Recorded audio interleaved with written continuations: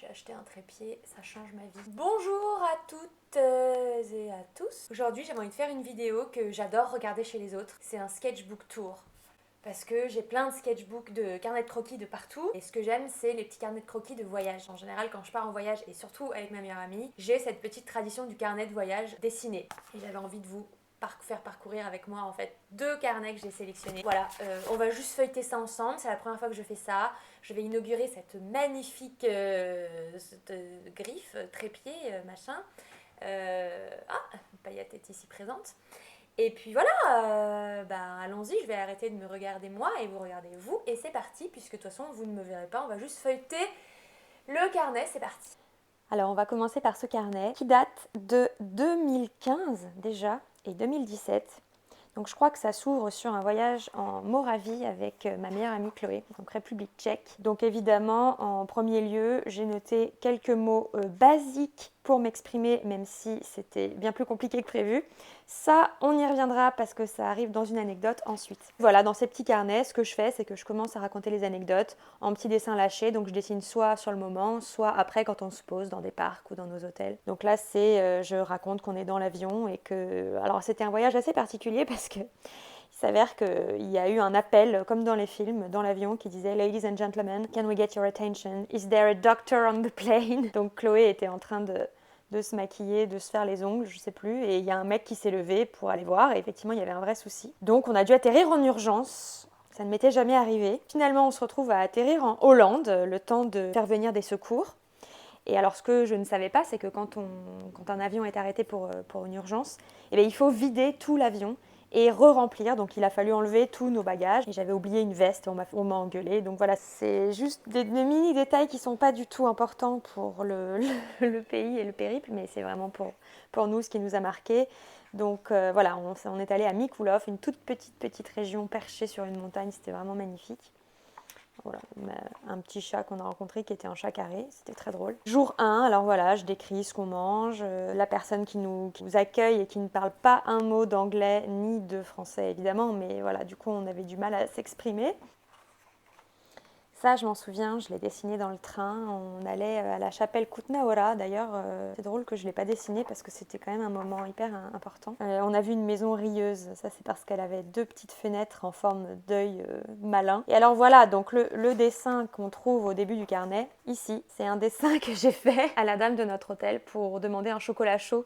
Bon, elle nous a compris, mais je ne sais pas si ce qu'on a bu était réellement un chocolat. C'était quelque chose qui était assez spécial, et d'ailleurs je crois que j'ai dû faire un petit dessin. On veut commander un chocolat chaud, mais la serveuse nous demande quel parfum. Et là on me voit qui dit à ma meilleure amie, ça pique la gorge, non? Et elle qui dit non. Évidemment, raconter comme ça, c'est pas drôle. Ça, c'était une photo emblématique de Chloé. J'ai plus la photo, mais du coup de l'avoir dessinée, c'est comme si je l'avais encore. Donc le soir, on combat la fatigue et on va quand même manger dans un petit restaurant complètement désert dans lequel on se sert dans des grandes marmites à disposition, et la patronne fume dans la cuisine.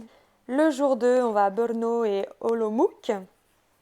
Donc pareil, je dessine un petit peu la cathédrale. Bon, c'est vraiment des micro-dessins. Des looks qu'on croise dans la rue. Et de manière générale, la ville était juste magnifique. Et je crois que je me suis arrêtée en plein voyage. Oui, c'est ça. Je me suis arrêtée en plein voyage. Justement, je n'ai pas dessiné la chapelle Kutna-Hora, qui était une chapelle faite en ossement humain. Parce que voilà, il y a des fois où j'abandonne en plein milieu du voyage. J'ai pas la foi et tant pis, c'est aussi le jeu. Donc là, on passe directement en 2017. Avec mon couple de meilleurs amis, et on part tous les 3 en Italie. Et donc là, j'ai fait plusieurs petites scénettes qui correspondent à des moments où on n'arrive pas à se faire comprendre. Donc là, on a mon meilleur ami qui dit « Can I have a pastry round ?» You know, with grapes. Donc, il voulait dire un pain au raisin. Voilà. Donc, le serveur nous dit OK. Et finalement, il se ramène avec une tarte aux fruits rouges et à la crème. Et ça, on en a eu plein. Donc, ça nous faisait mourir de rire, évidemment. Un jour, on nous sert une calzone qui était un sandwich brioché au jambon. Rien à voir. Et ici, water with bubble, please. Aqua frizzante, sparkly. Et on se retrouve avec 3 verres d'eau plate. Ça, c'était un chouette souvenir. Pas les fraises à 10 euros, évidemment. Mais une petite dame qui, dans l'église Santa Felicita, soufflait toutes les bougies le soir, les bougies qu'on pose pour faire une offrande, une prière. Elle passait devant les candélabres et elle soufflait toutes les bougies. Donc je suis allée la voir pour lui demander pourquoi elle faisait ça. Elle avait une copine qui parlait un peu anglais et elles se sont mises à m'expliquer qu'elle voulait pas que l'église prenne feu le soir. Et donc tous les soirs, elle allait souffler toutes les bougies des souhaits des gens. Je trouvais ça entre supra violent mignon et supra mignon. Voilà, ensuite on a des mini bouts de souvenirs. Une fille faisait crisser ses baskets à chaque marche. Ah oui, ça c'était super chiant. On a un petit chat qui dormait dans une caisse de Pink Lady, moi qui achète beaucoup trop de savon, moi avec des fleurs qui font la taille de ma tête, le souvenir du café glacé, la galerie des offices où bien sûr on fait la queue comme des connards pendant des heures, le coucher de soleil. Et c'est fou parce que je revois ces dessins et en fait je replonge immédiatement dans mon voyage. C'était encore nos petits problèmes linguistiques. Et puis voilà, je pense qu'après, il y a eu quelques petites aquarelles ultra rapides de la place du Duomo de Florence, quelques petits souvenirs que j'ai ramenés, un mariage auquel on a assisté avec un lâcher de colombe. Voilà, c'est quand même pas souvent. J'ai continué ce séjour dans un autre carnet que j'avais emporté. On continue, là je suis toujours avec mes amis. C'est sûr qu'en Italie, forcément, la plupart de nos balades se résumaient à des églises. Ça, c'était drôle. Enfin, c'était drôle. Cette espèce de poids de mesure, quoi. C'est-à-dire que dans la chapelle Sixtine, les murs sont couverts de corps nus, la plupart quand même assez érotisés, mais il faut qu'on couvre nos épaules, quoi. J'ai trouvé ça assez cocasse. Ça m'avait rendu dingue. Une fille qui avait caressé une statue antique dans un musée, mais vraiment comme on caresserait son petit ami, quoi. Elle lui a caressé la tête, elle lui a touché les épaules. Donc oui, je l'ai engueulée. Voilà. Moi, je suis comme ça, j'aime qu'on respecte les règles. Ça, c'était en Bretagne, c'était en août 2017. J'étais toute seule et j'étais dans un petit café. Et en fait, derrière moi, il y avait une petite dame avec un chien. Et je me suis mise à rire parce que son petit chien voulait manger sa chantilly.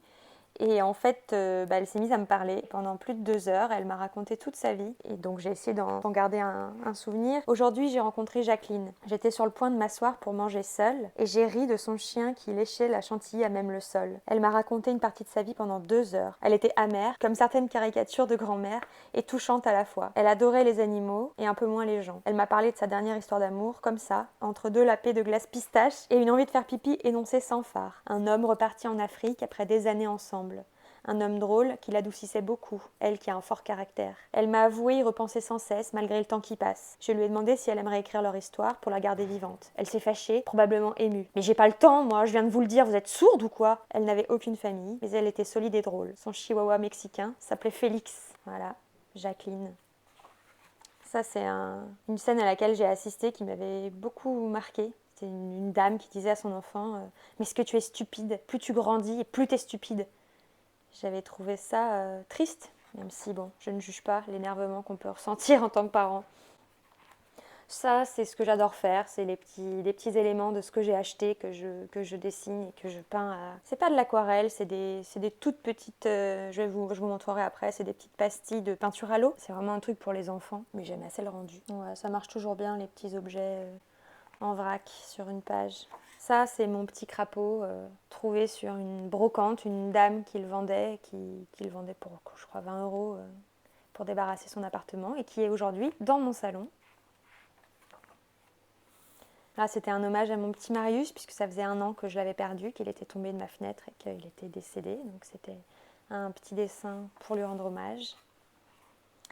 Ça, c'est un dessin que j'avais dû faire pour Instagram quand je cherchais une prof de chant, que j'ai trouvé d'ailleurs depuis et qui a été fantastique. Ici, c'est le portrait d'une dame qu'on a rencontrée à Landerneau, en Bretagne, donc toujours. Marie-Claude Le Goff, toute première femme à obtenir le diplôme de cordonnier en France. Donc aujourd'hui, on dirait cordonnière. Je sais plus comment on est arrivé à parler à cette dame. On a dû manger à côté sur une terrasse, on a dû parler de la brocante et elle a dû nous dire que c'est elle qui l'avait instaurée. Et de fil en aiguille, elle nous a raconté sa vie et elle avait repris la cordonnerie de son père et c'était la première femme à passer ce diplôme de cordonnier. J'ai trouvé ça chouette qu'elle soit sur ma route.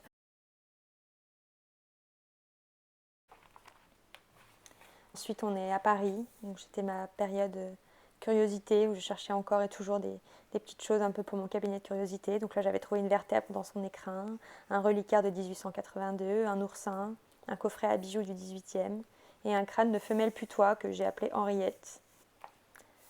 Là, je lisais Eva Ionesco. Je lisais Innocence d'Eva Ionesco et c'est quelqu'un qui me fascine beaucoup en tant que réalisatrice ou en tant qu'écrivaine. Elle a un visage quand même assez particulier, assez captivant, donc j'essayais de la dessiner, j'essayais de la trouver. Je me rappelle, j'étais chez une amie à Paris le soir, tout le monde était couché et j'avais ressorti mes stylos et mes palettes et je cherchais son visage.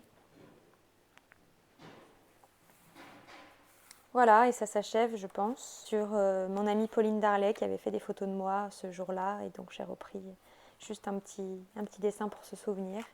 et l'automne qui arrivait. Donc ça se termine, voilà, 22 septembre 2017. Et encore les petits objets qui marchent toujours très très bien. C'est hyper satisfaisant de dessiner plein de petits machins. Donc mes favoris de l'automne, le tarot, les bouquins, le thé, les bains, les églises, non, les bougies, les pierres. Oh, you know me. Voilà, c'était mon petit sketchbook tour. Et pour ceux et celles que ça intéresse, alors ce que j'utilise, vous allez voir, c'est vraiment ultra rudimentaire hein, pour le voyage. C'est des mini palettes comme ça de peinture à l'eau que j'ai trouvé chez Tiger, je crois. Voilà, c'est vraiment juste 4 petites palettes. Moi, je mélange mes couleurs après dans le couvercle. Et c'est avec ça que je fais mes carnets de voyage en général. Parce que sinon, je travaille essentiellement avec de l'aquarelle. Et là, c'est ma boîte qui date de Emile Cole, donc ça date de 2006. J'en ai une deuxième pour quelques couleurs complémentaires. Mais voilà, donc ça, c'est ce avec quoi je travaille habituellement pour mes aquarelles, mais c'est beaucoup moins pratique à trimballer quand même. Évidemment, c'est pas du tout le même rendu. Mais franchement, ça, je l'ai acheté je crois que je l'ai acheté à la gare à Paris. Et en fait, franchement, je trouve que le rendu est super sympa. Ça a un petit peu c'est pas aussi transparent que de l'aquarelle, hein. Il y a un petit côté mat. C'est pas transparent, donc ça se travaille pas exactement pareil, mais honnêtement, pour ce type de travaux, quand c'est dans un carnet comme ça, c'est pas grave. C'est-à-dire que la peinture peut couvrir un tout petit peu le trait. Moi, je continue de l'utiliser. Je trouve que c'est chouette. Voilà, c'est tout pour aujourd'hui. J'espère que la vidéo vous aura plu. Et je vais essayer d'en faire d'autres de temps en temps, de me filmer en train de dessiner si l'envie m'en dit. Et en tout cas, je vous remercie pour vos retours sur mes vidéos qui me font un bien fou. Je vous embrasse et je vous dis à bientôt pour la prochaine vidéo. Bye bye!